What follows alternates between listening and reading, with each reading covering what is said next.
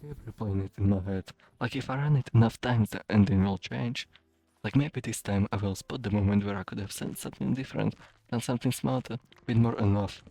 But the truth keeps circling back to the same place. You can give a pig a bath, you can scrub until your hands ache, until the water turns brown, until you're exhausted and bleeding from trying so hard. And the moment you let go, it runs straight back into the mud.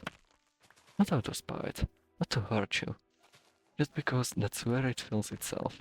And I hate how much that hurts to admit. I wasn't trying to fix a monster. I wasn't trying to win a game.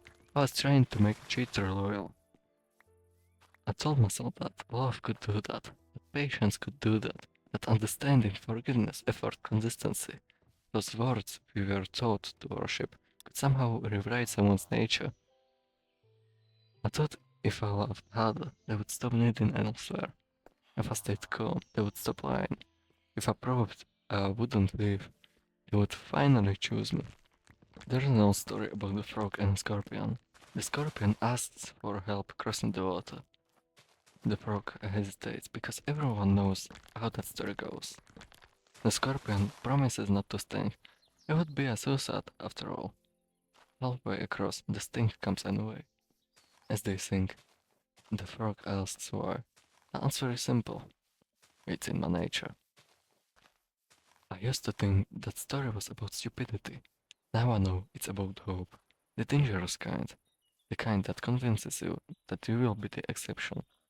That you will be the one person who changes the ending. I wanted to believe that betrayal was a mistake, not a pattern. That cheating was a flaw, not a choice. Loyalty was something you could teach, like language, if you just repeated it enough times. But loyalty isn't learned under pressure. It's revealed when no one's watching. That's the part that breaks me. Because I didn't lose to ignorance. I lost to comfort. To someone who chose the familiar thrill of betrayal over the difficult discipline of commitment. Someone who preferred the mud because it felt warm, even if it was filthy. Plato talked about people chained in a cave, mistaking shadows for reality. Everyone loves that metaphor when it's abstract. No one loves it when they realize they are standing outside the cave, screaming, begging someone they love to turn around.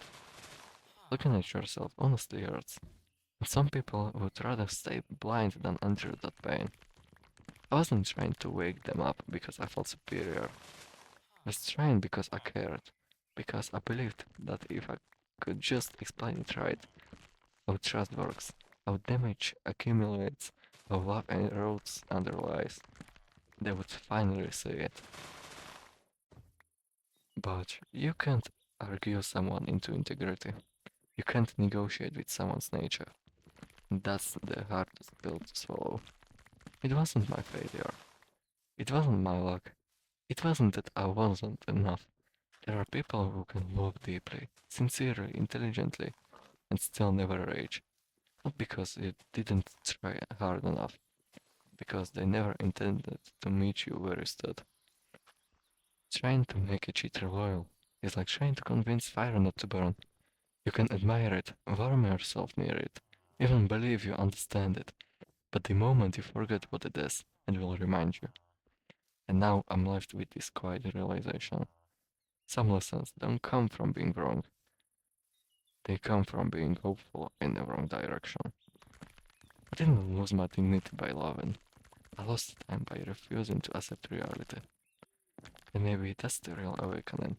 Not realizing that some people live in the mud, in the shadows, but finally accepting that it's not my job to drag them out, especially when they keep choosing to crawl back in.